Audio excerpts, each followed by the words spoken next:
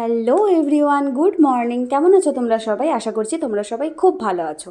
সেদিন ভোর ভোর বেরিয়ে পড়েছিলাম তারকেশ্বর যাবো বলে। আমাদের তোজবাবুর একটা মানসিক দেওয়া ছিল, সেটাই কমপ্লিট করব বলে।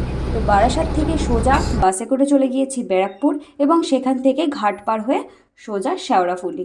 ঘাটের সৌন্দর্য দেখতে দেখতে আমরাও আস্তে আস্তে এগিয়ে চললাম।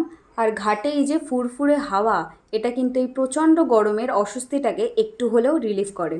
ডানা মেলে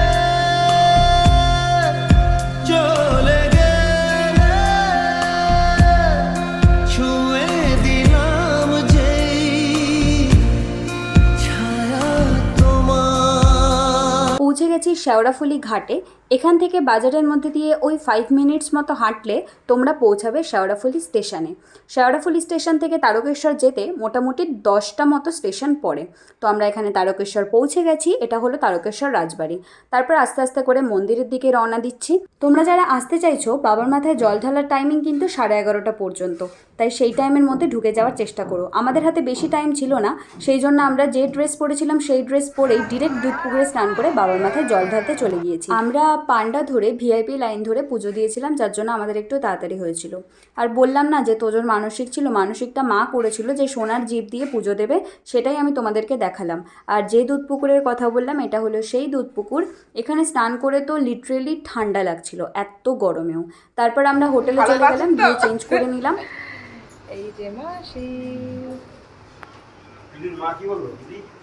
মা বললো যে কি করছিস তাই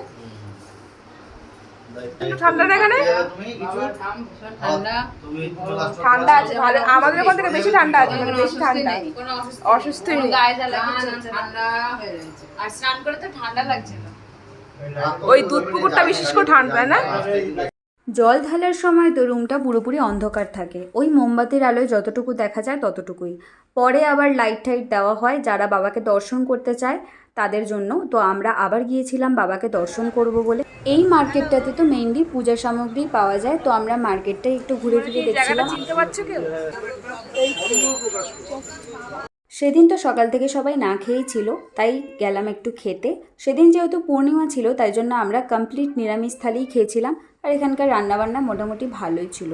ঘি, আলু ভাজা, আলু পোস্ত, ধোকা, সমস্ত নিরামিষ আইটেমই ছিল। আর প্রত্যেকটা রান্না বেশ ভালো ছিল আর অনেকটাই পরিষ্কার পরিচ্ছন্ন, তোমরা দেখতেই পাচ্ছ। তারপরে ওই শিবলিঙ্গ স্নান করানোর জন্য একটা বাটি কেনা হলো, আর আমরা এখানে তামার আংটি কিনেছি, সেটাই দেখালাম। তারপর বাস ওখান থেকে রওনা দিয়ে দিলাম বাড়ি চলে আসবো বলে। আসার পথে রাজবাড়িটা আবার একটু দেখিয়ে দিলাম। তারপর সেই একই রাস্তা ধরে চলে এলাম বাড়ি।